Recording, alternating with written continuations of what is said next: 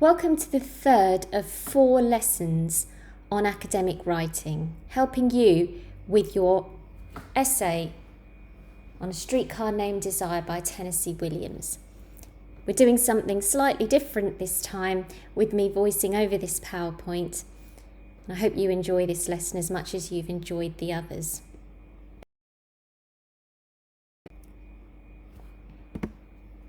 For this lesson, you're going to need pretty much the same as last time, a copy of the play with your notes in it, and if you've got your notes in a separate place, those two.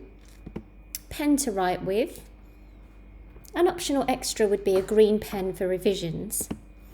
Most importantly, you're going to need your completed PowerPoint template 2, the one that you sent me, that I'm going to be giving you some feedback on. I have given you some individual feedback and shown my homework, but I'm going to give you some whole class feedback on it too.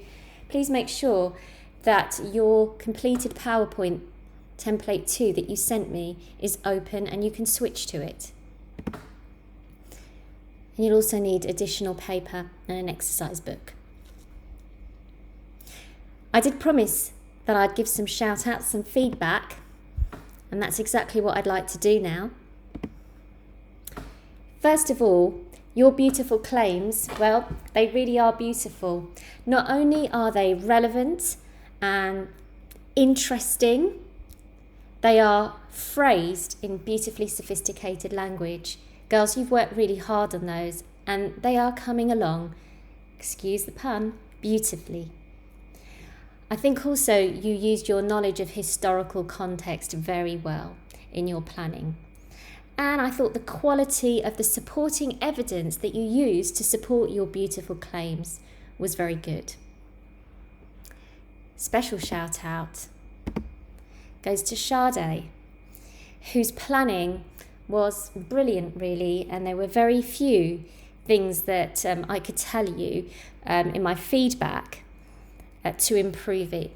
Pretty much spot on in every area, Sade, so well done. If you haven't got any of those bits of equipment, do press pause and unpause once you've got yourselves organised.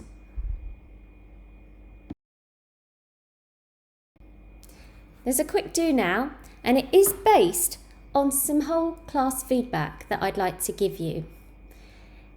There seemed to be a little bit of confusion, some misconception on what actually constitutes an AO2, AO3, AO4 or AO5 comment. And so what I'd like you to do is to have a quick read of the 3 comments that have been developed in the 3 boxes. You might recognise one of them because they're taken from your work. Press pause, and when you're thinking as you press pause, I want you to decide whether the comment is an AO2, AO3, AO4 or AO5. You'll notice that there's only 3 boxes, so one of the AOs will not be relevant here. Read the comments. After you press pause, decide which AO each of them represent, and then unpause for the answers. Go.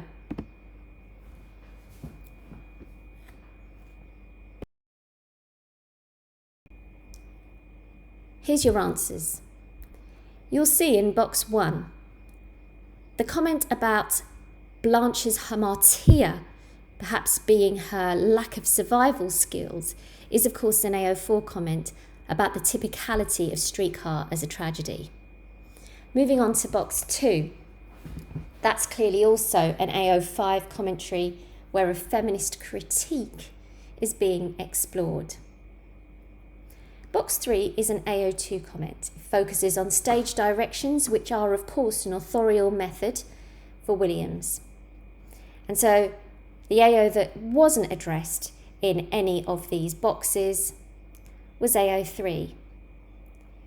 I did that deliberately because across the board AO3 was done very, very well, as I said in my shout outs. But there was a weak AO, and that's what we're going to be coming to.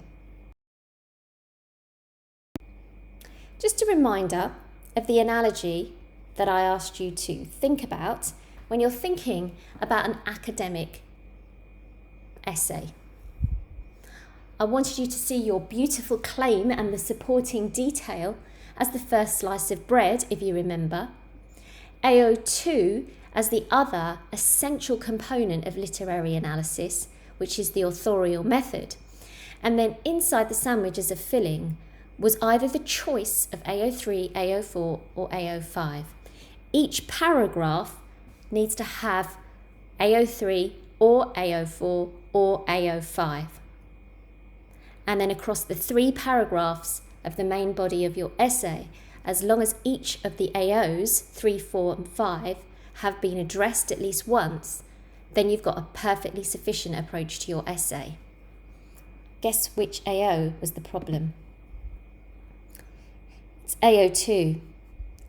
And it's going to be a problem if it's a sticky area because it is the essential component to literary criticism, being able to analyse how authors shape meaning with their methods is of course exactly what A-level literature is all about. And this was an area of weakness across the essays. Let's remind ourselves what AO2 is against the other AOs. I've highlighted it there for you. Everything we do is reading for meaning, but AO2 is the essential component in every main body paragraph when we look at how authors use methods to shape and create meanings. How do writers use authorial methods to shape meanings? That's an essential question that you must ask yourself every time you're planning and writing an academic essay.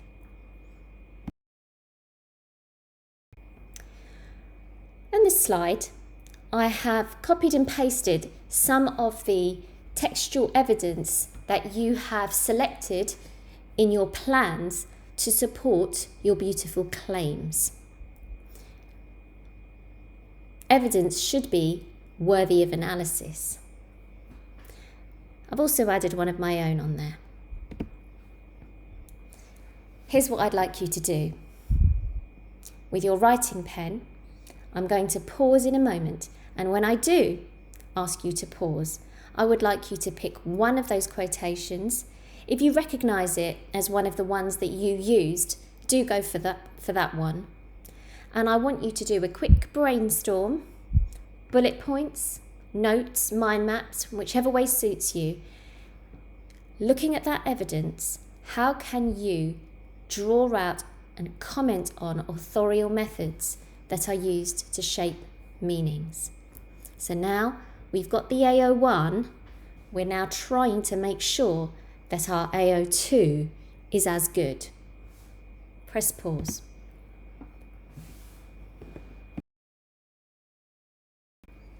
Here's a worked example. There's a claim, a beautiful claim. Blanche inhabits a world that is at odds with the lifestyle and values of New Orleans, but also is becoming obsolete. That's an AO1, a beautiful claim that's relevant to answer the question.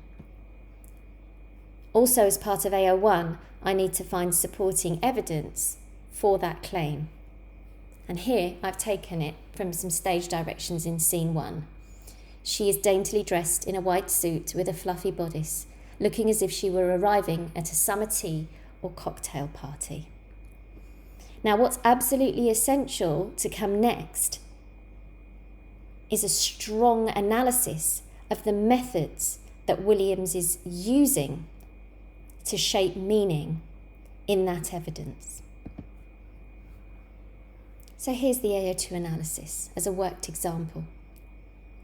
Williams uses costume here in scene 1 to alert the audience that Blanche has come from an old world that is entirely contrasting to the setting of New Orleans. Her outfit, reminiscent of that of a Southern belle, is old-fashioned and out of place in the diverse, rough and ready, vibrant modern environment of the French Quarter. Additionally, The fluffy bodice speaks of a demure yet overt sexuality that characterises the women of this Old South antebellum culture, and foreshadows a discordance of sexual politics that will mark out her downfall. So here you can see with the words underlined that in my AO2 analysis, it's a really hot tip to use the name of the author, to name the method, and if you are analysing a play, you should try to focus on dramatic methods. And then also, in the fluffy bodice that's underlined, you can see that I have zoomed in to dig a little bit deeper into that evidence.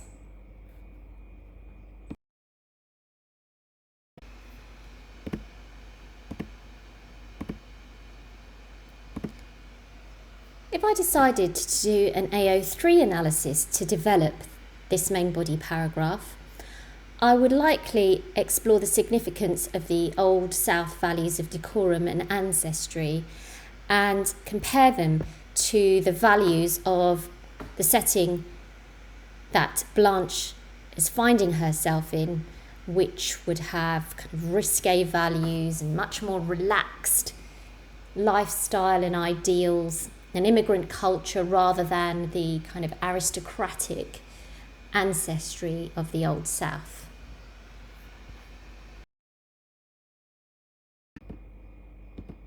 Equally, I could choose to do an AO4 analysis. If I was doing that, then I'd have to take the exploration into a different direction, considering the typicality of Blanche as a tragic hero. And here, I would consider whether her hamartia and her hubris are connected to the way that she dresses and the way that she behaves.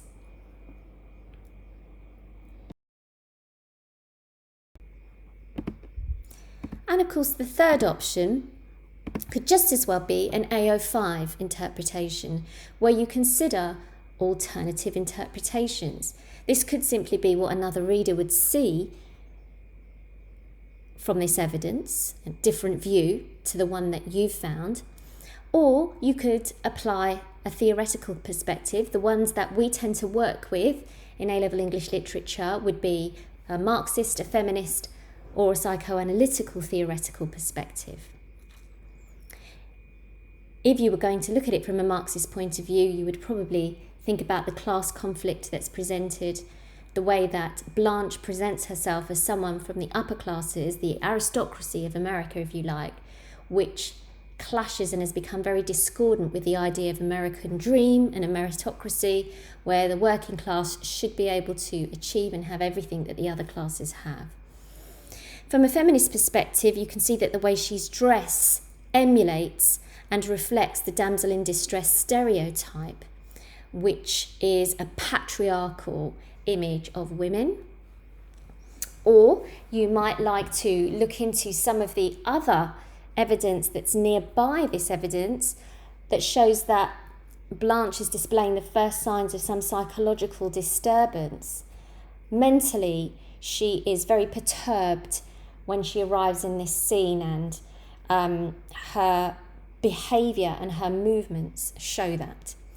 That isn't necessarily directly related to this evidence, so I don't think that would be one of the more natural options, but it's there and you could possibly argue for it. I'd just like to address, before we move on, a misconception that I came across in some of your plans. Many of you had the idea to look at things from a Marxist view, but you became a little bit confused between a Marxist view and a feminist view. Many of you brought in gender issues to your Marxist view. Now, there certainly is a perspective called feminist Marxist, but I think for now we need to keep these two theoretical perspectives distinct.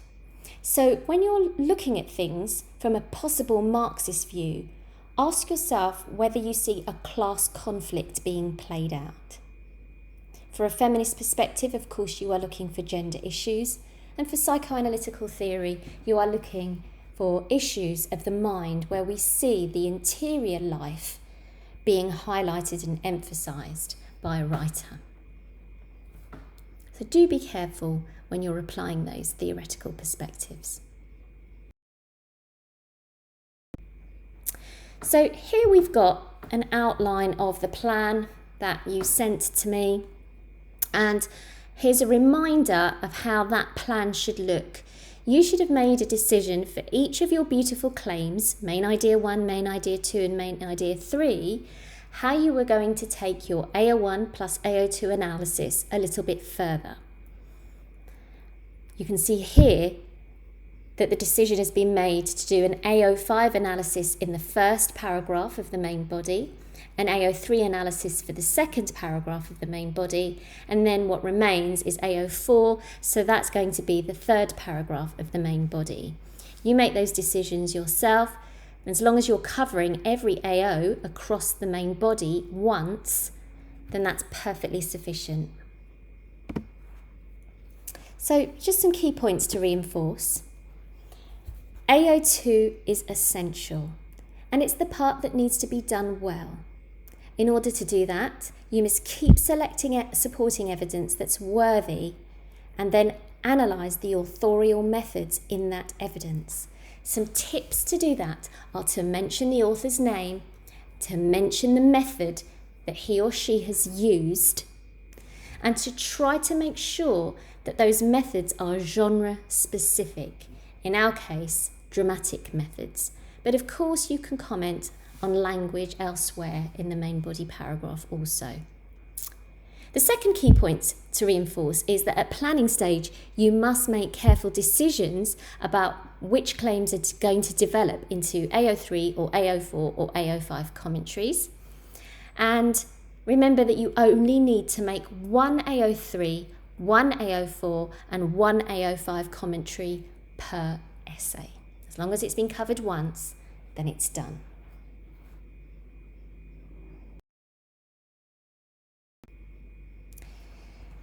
So that leaves me with your third stage.